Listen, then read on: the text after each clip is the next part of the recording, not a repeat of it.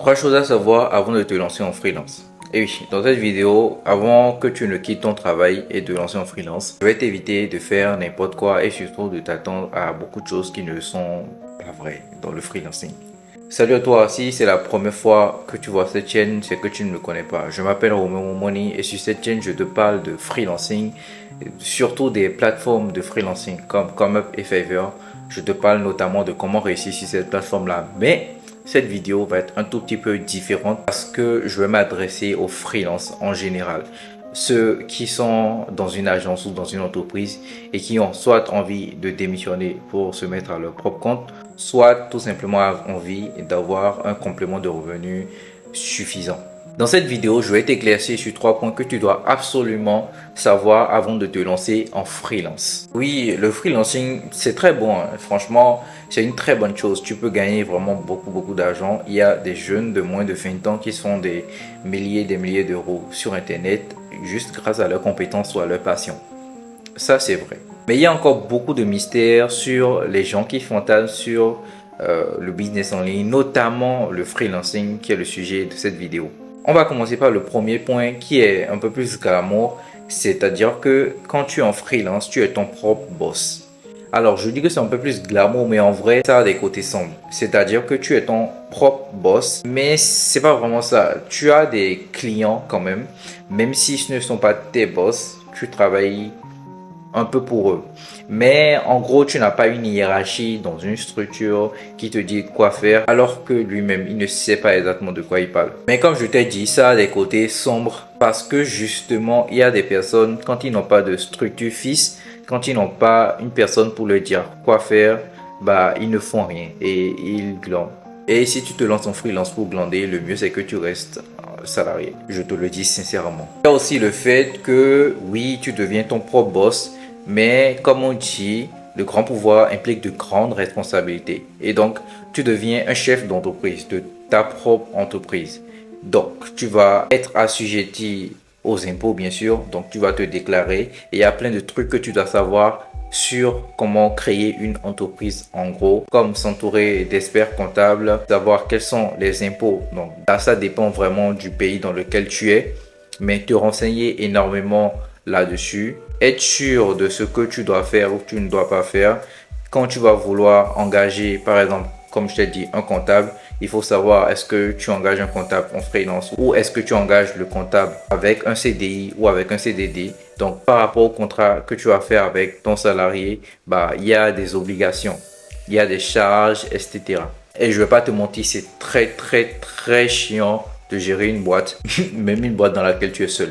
Deuxième point, et ça c'est vraiment la désillusion de tout le monde. Oui, vous allez chercher des clients. Vous allez aller chercher des clients parce que les clients, ça ne vient pas tout seul.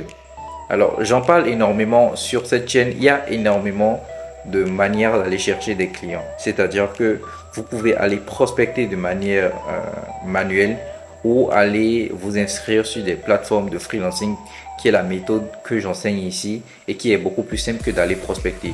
Mais de toute façon, si vous commencez, vous allez devoir prospecter si vous n'avez vraiment aucune base, ne serait-ce que pour mettre la main à la pâte. Et quand on parle de prospection, beaucoup de personnes qui sont salariées dans une agence s'attendent pas à ce que ce soit aussi compliqué ou le travail que la prospection demande.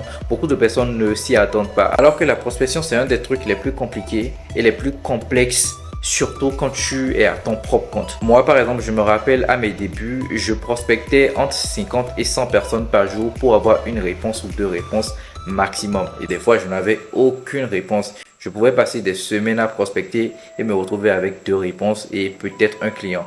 Donc, c'est vraiment du travail et il faut que vous vous apprêtez à cela. Donc, c'est pas du lait, c'est pas donné à tout le monde. Il faut vraiment être smart dans votre prospection. Et si c'est trop chiant pour vous, moi, je vous conseille de vous inscrire sur comeup.com. Et d'ailleurs, c'est ce dont je parle énormément sur cette chaîne. J'aide moi personnellement les freelances à percer sur cette plateforme-là parce que c'est beaucoup plus facile que de passer tout son temps à essayer de prospecter alors que tu te lances en freelance, pas pour devenir un setter ou quelqu'un qui fait de la prospection, mais pour vivre de ton activité, pour vivre de ta compétence. Donc, ces plateformes-là vont te faciliter la tâche parce que tu as juste à créer tes services et tout simplement à les laisser là pour que les clients viennent te contacter s'ils sont intéressés. Et comment créer ces services-là, comment tout optimiser sur ces plateformes-là de manière à ce que les clients viennent à toi automatiquement, c'est ce que je t'apprends.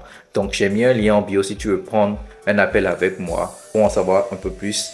Ou si tu n'es pas encore prêt, tu peux voir toutes mes autres vidéos sur le sujet. Je pense que ça peut vraiment t'aider. Troisième point, ce n'est jamais suffisant. Peu importe comment tu vas gagner de l'argent, ce n'est jamais suffisant. Quand tu vas commencer à gagner des sommes, quand tu vas commencer à gagner 2000 euros, 3000 euros, 4000 euros, tu ne vas jamais être satisfait de ce que tu gagnes. Et la solution à ça, c'est tout simplement de te fixer un cap. Tant que tu ne t'es pas fixé un cap, c'est-à-dire que à 4000 euros, à 5000 euros, j'ai atteint mon objectif, je vais me reposer, je ne vais plus autant travailler qu'au début, tu ne seras jamais satisfait de ce que tu gagnes. Si tu n'es pas satisfait de ce que tu gagnes, tu ne seras jamais vraiment épanoui dans ton activité. Oui, tu vas gagner de l'argent, mais tellement tu vas vouloir en gagner plus, tellement, toujours plus. Ce côté avide là va vraiment faire en sorte que tu ne sois pas épanoui dans ton activité.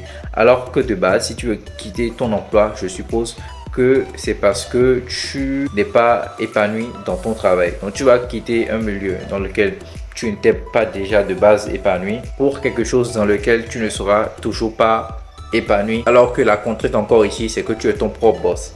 Donc tu vas t'auto-nuire. Bref, ce sont les 3 points que je trouvais essentiels à noter pour les nouveaux freelances ou les personnes qui comptent se lancer en freelance. Et comme je t'ai dit, si tu veux passer à un cap supérieur, et t'inscrire sur ces plateformes de freelance là pour que ça soit beaucoup plus facile et pour que tu puisses vraiment te concentrer sur ta compétence. J'ai mis un lien en bio. N'hésite pas à prendre et à réserver un appel avec moi. Ciao, ciao.